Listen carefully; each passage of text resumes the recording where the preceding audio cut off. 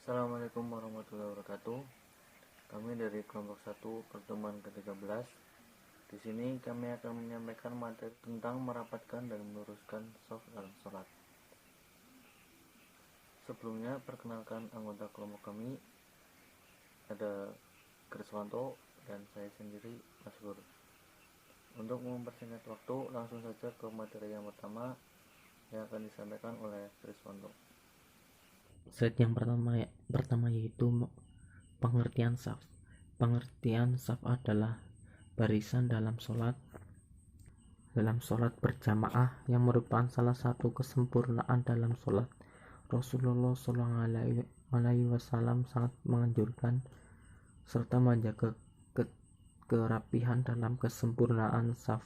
Sedemikian pentingnya hal ini sehingga beliau tidak akan memulai sholat berjamaah apabila shaf para sahabatnya belum tersusun rapi. Dalam sebuah hadis dari Bara bin Azib RA, dia telah berkata, Rasulullah bisa meneliti celah-celah shaf dari sisi ke sisi lainnya. Beliau mengusap dada dan bahunya.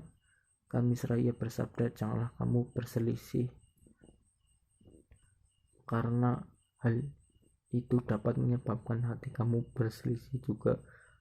Kemudian beliau bersabda lagi, sesungguhnya Allah Subhanahu wa Ta'ala dan para malaikatnya memberikan rahmat kepada saf-saf yang paling depan. Dalam kurung HR Imam Abu Daud.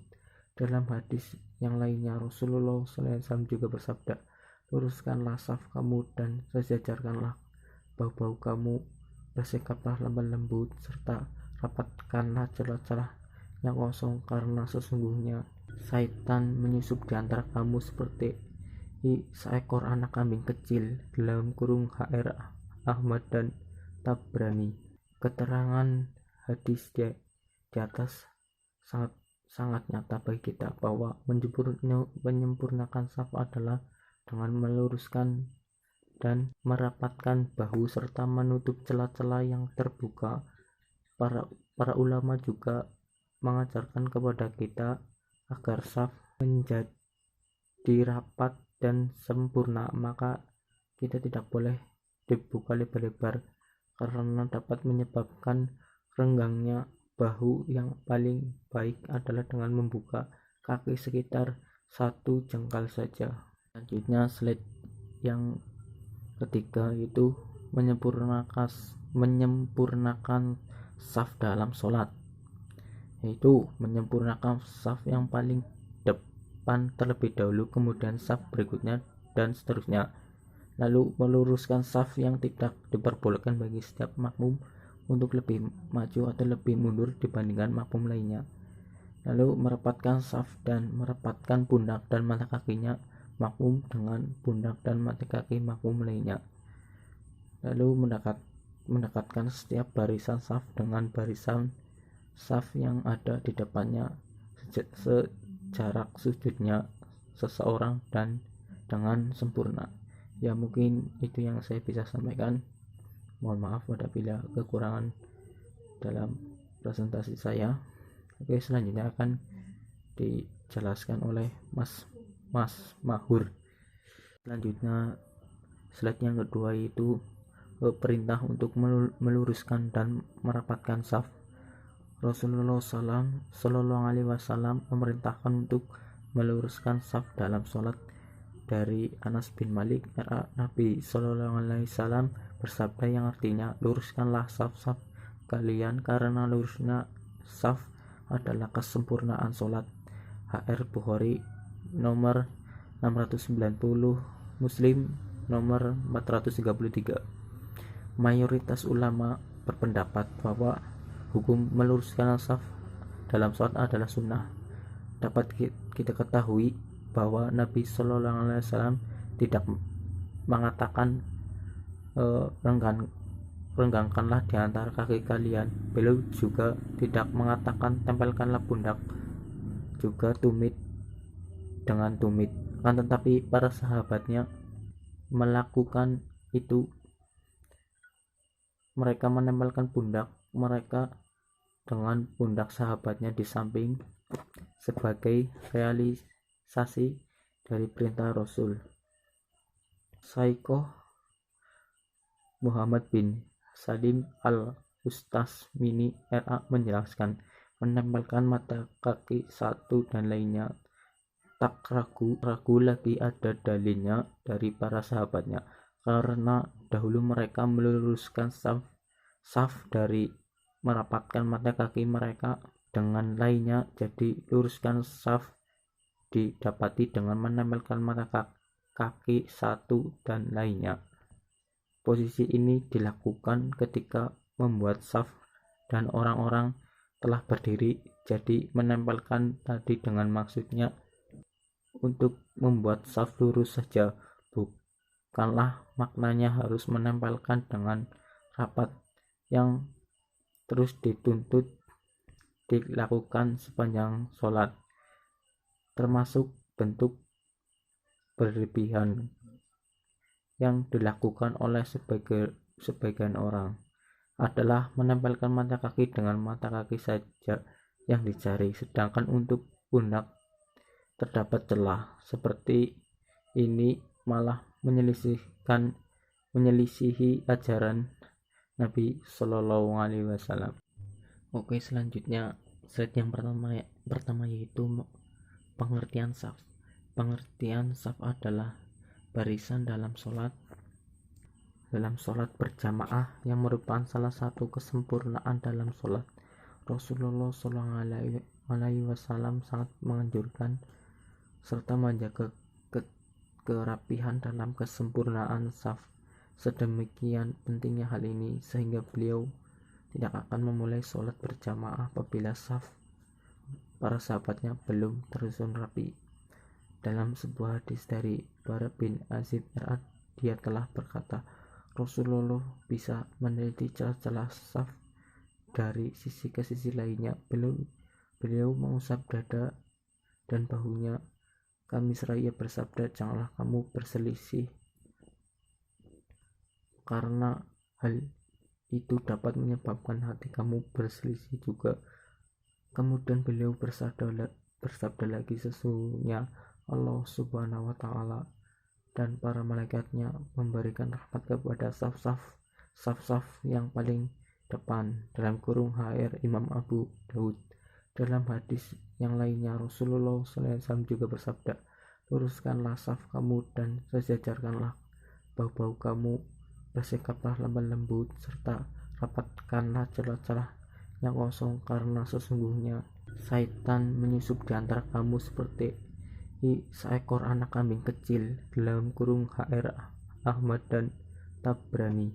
Keterangan hadis di atas sangat nyata bagi kita bahwa menyempurnakan saf adalah dengan meluruskan dan merapatkan bahu serta menutup celah-celah yang terbuka.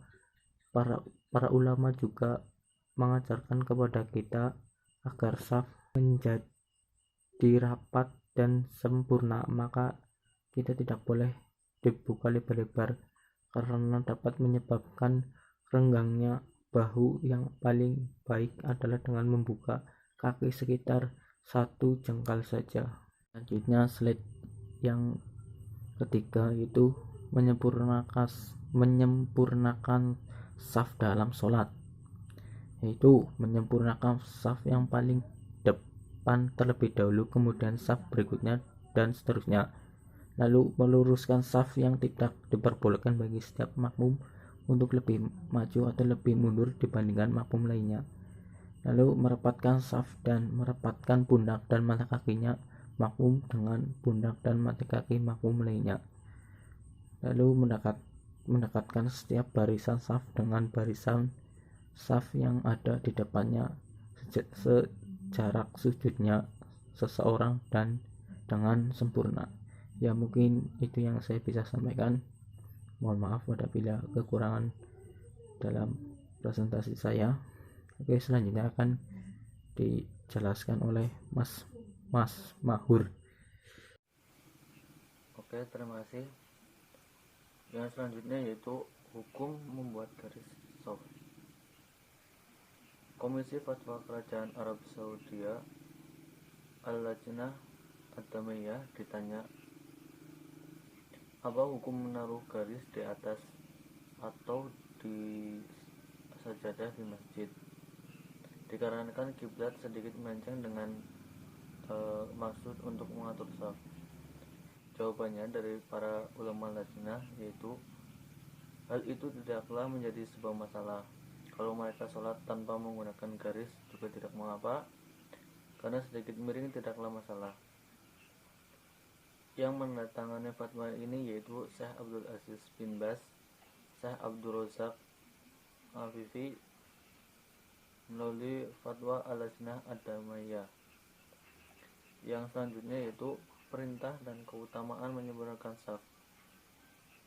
Yang pertama, hadis dari Anas bin Malik radhiyallahu anhu, Rasulullah SAW bersabda, yang artinya, luruskan shaf-shaf kalian karena meluruskan shaf itu termasuk menegakkan sholat. Hadis riwayat Al-Bukhari. Dari hadis ini, Rasulullah memerintahkan kita untuk meluruskan shaf selurus mungkin, karena dengan kita meluruskan shaf sudah termasuk dengan kita menegakkan sholat. Kemudian hadis yang kedua yaitu dari Abu Hurairah radhiyallahu anhu, Rasulullah SAW bersabda, yang artinya, dan tegakkanlah shaf dalam sholat kalian karena menegakkan shaf itu termasuk dari kebaikan sholat. Hadis riwayat Al-Bukhari dan Muslim.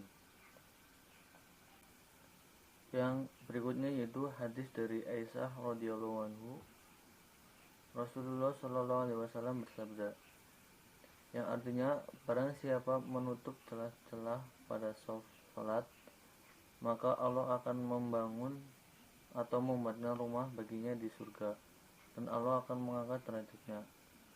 Hadis riwayat As-Sahih 1892. Yang artinya, apabila kita menutup celah-celah dalam shaf, maka Allah akan memberikan ganjaran atau imbalan bagi kita di surga nanti, yaitu dengan membuatkan rumah. Kemudian yang berikutnya yaitu larangan dan ancaman bagi yang tidak menyempurnakan shaf. Yang pertama dari hadis Uqbah bin Amr al-Ansari radhiyallahu anhu, Rasulullah SAW bersabda, yang artinya, luruskan shaf kalian dan janganlah kalian saling menyimpang, nescaya kalbu akan saling menyimpang pula. Kemudian seorang imam dituntut untuk mengingatkan atau meminta kepada para makmum agar menyempurnakan shaf. Kemudian dari An-Nu'mah bin Bashir radhiyallahu anhu, Rasulullah SAW meluruskan shaf-shaf kami. Kemudian dari An-Nu'man bin Bashir radhiyallahu anhu. Kemudian dari An-Nu'man bin Bashir, yang kedua dari An-Nu'man bin Bashir radhiyallahu anhu berkata, dahulu Rasulullah SAW meluruskan shaf-shaf kami, seakan-akan beliau meluruskan anak-anak panah, sampai beliau melihat kami telah mengerti maksud beliau. Yang artinya, pada waktu itu Rasulullah SAW meluruskan barisan para sahabatnya ketika akan melakukan sholat selurus mungkin. Kemudian pada suatu hari beliau keluar memimpin sholat dan berdiri bertakbir. Ternyata beliau melihat seorang yang dadanya lebih maju melebihi barisan shaf. Kemudian beliau menegurnya, wahai hamba-hamba Allah, demi Allah hendaknya kalian benar-benar meluruskan shaf-shaf kalian, atau bila tidak Allah akan memalingkan wajah-wajah kalian. Hadis riwayat Muslim. Yang selanjutnya yaitu beberapa hal yang perlu diperhatikan ketika kita membuat shaf sholat. Yang pertama, hendaknya seseorang tidak membuat shaf baru kecuali shaf yang ada di depannya telah sempurna dan tidak memungkinkan untuk ditempati. Artinya yaitu apabila kita akan membuat shaf baru, usahakan shaf di depan kita sudah terisi penuh, tidak ada celah yang kosong. Kemudian yang berikutnya yaitu apabila makmum tunggal didatangi makmum kedua, yakni pria bukan wanita, maka kedua makmum ini mundur untuk berdiri di belakang imam. Artinya apabila ada imam dan dua makmum, alangkah lebih baiknya yaitu makmum berada di belakang imam. Kemudian yang ketiga, apabila seseorang ingin bermakmum dengan seorang imam dalam keadaan tidak makmum selain dirinya, maka hendaknya dia berdiri sejajar di samping kanan imam, tidak lebih mundur walaupun sejengkal. Maksudnya yaitu apabila kita hanya terdiri dari imam dan makmum, maka makmum berada sejajar di sebelah kanan dengan imam, tidak mundur walaupun sejengkal. Yang keempat, tidak diperkenankan bagi makmum untuk membuat shaf memanjang di antara tiang-tiang masjid karena dapat menyebabkan shafnya terputus. Artinya di sini yaitu apabila kita di dalam masjid membuat shaf atau barisan, kemudian di antara shaf kita itu ada tiang, maka alangkah lebih baiknya untuk kita tidak menempati shaf yang ada di antara tiang tersebut. Alangkah lebih baiknya kita membuat shaf baru di depan atau di belakang tiang. Mungkin itu saja yang dapat disampaikan oleh kelompok kami. Apabila ada kesalahan baik dari perkataan, mohon dimaafkan, dan apabila ada pertanyaan silakan ditanyakan di grup WA. Sekian, wassalamualaikum warahmatullahi wabarakatuh.